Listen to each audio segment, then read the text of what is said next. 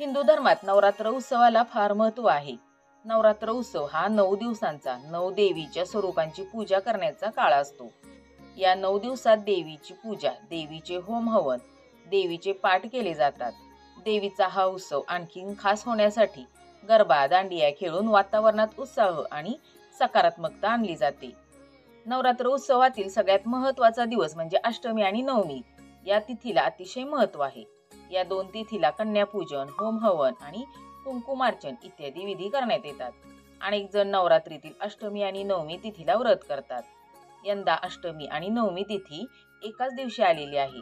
या दिवशी आपण कन्यापूजन कधी करायचे याबद्दलची माहिती आजच्या व्हिडिओमध्ये आपण जाणून घेणार आहोत. तर हा व्हिडिओ तुम्ही शेवटपर्यंत नक्की पहा. पंचांगानुसार यावेळी शारदीय नवरात्री उत्सवामध्ये चतुर्थी तिथीमध्ये वाढ झाल्यामुळे नवमी तिथी कमी वेळ असणार आहे. पंचांगानुसार यावेळी सप्तमी आणि अष्टमी तिथी दोन्ही एकाच दिवशी म्हणजे 10 ऑक्टोबरला असून शास्त्रानुसार सप्तमी आणि अष्टमी एकाच दिवशी व्रत करणे शुभ मानले जात नाही. अशा परिस्थितीत महाअष्टमी 11 ऑक्टोबर 2024 या दिवशी साजरी केली जाणार आहे.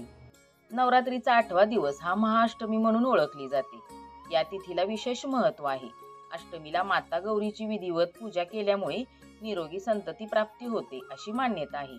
याशिवाय घरात सुख समृद्धी आणि समृद्धी टिकून राहते. नवरात्रीच्या 8व्या दिवशी कन्यापूजन केल्यामुळे देवी मातेची विशेष कृपा राहते आणि भक्तांच्या सर्व मनोकामना या पूर्ण होतात. संपूर्ण वर्षभरात 4 नवरात्रांसह अनेक सण उत्सवांमध्ये देवीचे पूजन केले जाते. चातुर्मासातील श्रावण महिना असो किंवा दिवाळी असो, देवीचे पूजन करण्याची प्राचीन परंपरा आपल्याकडे आहे. देवी पूजन करताना विशेष महत्त्व असते ते कुमारिका पूजनाला. कुमारिका पूजनाशिवाय देवीचे पूजन पूर्णत्वास जात नाही अशी मान्यता आहे. चैत्र आणि शारदीय नवरात्र उत्सवात देवीचे विशेष कृपा आशीर्वाद प्राप्त करण्यासाठी विशेष व्रताचे आयोजन केले जाते. यामध्ये कुमारिका पूजनाला अधिक महत्त्व प्राप्त होते. कुमारिकांना देवीचे प्रतीक मानले जाऊन त्यांचे पूजन मानपान केले जाते. कुमारिका पूजनाने देवी प्रसन्न होते आणि शुभ आशीर्वाद देते असे मानले जाते. कुमारिका पूजन कसे करावे, कुमारिका पूजनात कोणत्या गोष्टी आवश्यक असतात, तर चला आता आपण हे जाणून घेऊया. नवरात्रीत कन्या पूजनाचे खूप महत्त्व आहे. कुमारिका म्हणजे साक्षात देवीचे रूप आहे असे मानले जाते. नवरात्रीत प्रत्येक दिवस हा शुभ मानला गेला आहे. तरी सुद्धा नवरात्रीत जमेल त्या दिवशी किंवा अष्टमीला किंवा नवमीला कन्यापूजन करणे सर्वात श्रेष्ठ मानले जाते. तर सगळ्यात आधी आपण बघूया की कोणत्या वयाच्या मुलींचे कन्यापूजन केल्यामुळे काय फळ मिळते ते. कन्यापूजनासाठी 2 ते 10 वर्षापर्यंत वयाच्या मुलींची पूजा करण्याची परंपरा आहे. 2 वर्षाची कन्या कुमारिका असून तिच्या पूजनाने दारिद्र्य दूर होते. 3 वर्षाची कन्या त्रिमूर्ती असून तिच्या पूजनाने सुख समृद्धी नांदते. 4 वर्षाच्या कल्याणीची पूजा केल्याने घरात कल्याण होते. रोहिणी रूपातील 5 वर्षाच्या कन्येला पूजल्याने आजारांपासून मुक्ती मिळते. 6 वर्षाची कन्या कालिका स्वरूपात असून तिची पूजा केल्याने राजयोग प्राप्त होतो. 7 वर्षाची कन्या चंडिका रूपात असून ऐश्वर्य प्रदान करणारी असते. शांभवी रूपात 8 वर्षाच्या कन्येची पूजा केल्यास विजय प्राप्त होतो. 9 वर्षाची कन्या दुर्गा देवीचे रूप असून शत्रूंचा नाश करते. सुभद्रा रूपात 10 वर्षाची कन्या पूजल्याने सर्व इच्छा पूर्ण होतात. तर अशा प्रकारे नवरात्रीमध्ये 2 ते 10 या वयोगटातील मुलींचे पूजन आपण कन्यापूजना दिवशी केल्यानंतर आपल्याला सर्वतोपरी लाभ मिळतात. आणि आता आपण यानंतर कन्यापूजन कसे करावे तर ते बघूया. सगळ्यात आधी मुलींचे पाय धुवायचे. मुलींचे पाय धुण्यासाठी स्वच्छ पाणी घ्यायचे किंवा त्यामध्ये थोडेसे गंगाजल टाकून मुलींचे पाय धुवून घ्यायचे आणि नंतर मुलींचे पाय धुतल्यानंतर पाय पुसण्यासाठी स्वच्छ कपडा घ्यायचा आणि त्या कपड्याने त्यांचे पाय पुसायचे. नंतर मुलींच्या कपाळावरती हळद आणि कुंकू लावायचं आणि हळद कुंकू लावल्यानंतर त्यांना अक्षदा लावायच्या.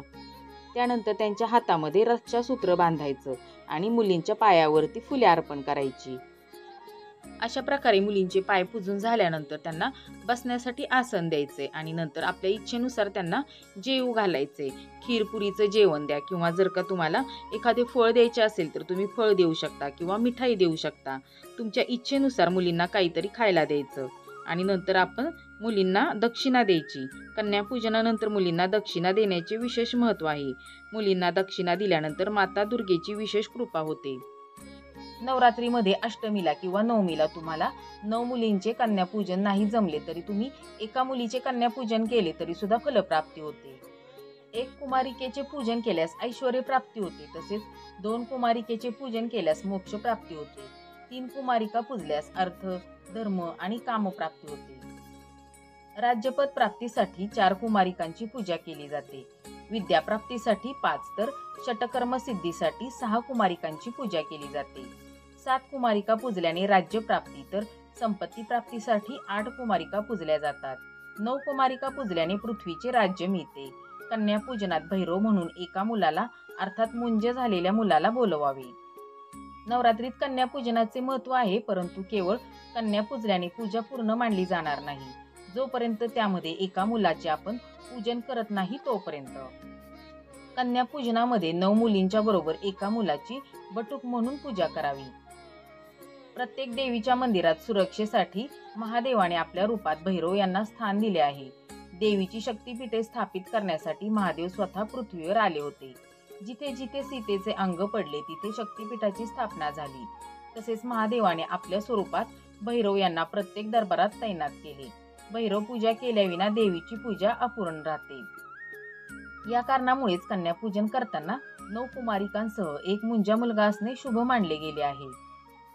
याचा अर्थ असा होतो की आपण केलेल्या पूजेचे फळ हे सुरक्षित आहे आणि आपलं पुण्य हे इतर कोणाच्याही पदरी न पडता आपल्यालाच ते प्राप्त होईल. आपण केलेल्या नवरात्रीच्या पूजेचे फळ आपल्याला चांगले मिळावे, वाईट नजरेपासून आपला बचाव व्हावा, यासाठी आपल्याला कुमारिकांसोबत मुंजालाही भोजनास निमंत्रण द्यावे आणि यथाशक्ती पूजन करावे. नवरात्रामध्ये कन्यापूजन झाल्यानंतर मुलींना भेटवस्तू नक्की द्याव्यात. कुमारिकांना रुमाल, लाल वस्त्र, फळं, खेळणी यासारख्या वस्तू भेट म्हणून द्याव्यात. यानंतर कुमारिकांचे आशीर्वाद घ्यावेत. असे केल्यामुळे देवीची कृपा आणि शुभ आशीर्वाद प्राप्त होतात. आणि त्याचबरोबर कन्यापूजनाची एक कथा देखील आहे आणि ती अशी आहे की एक राक्षस होता आणि तो सर्वांना प्रचंड त्रास देत होता. दुर्गा देवीने बालिकेचे रूप घेतले आणि त्याचा नायनाट केला.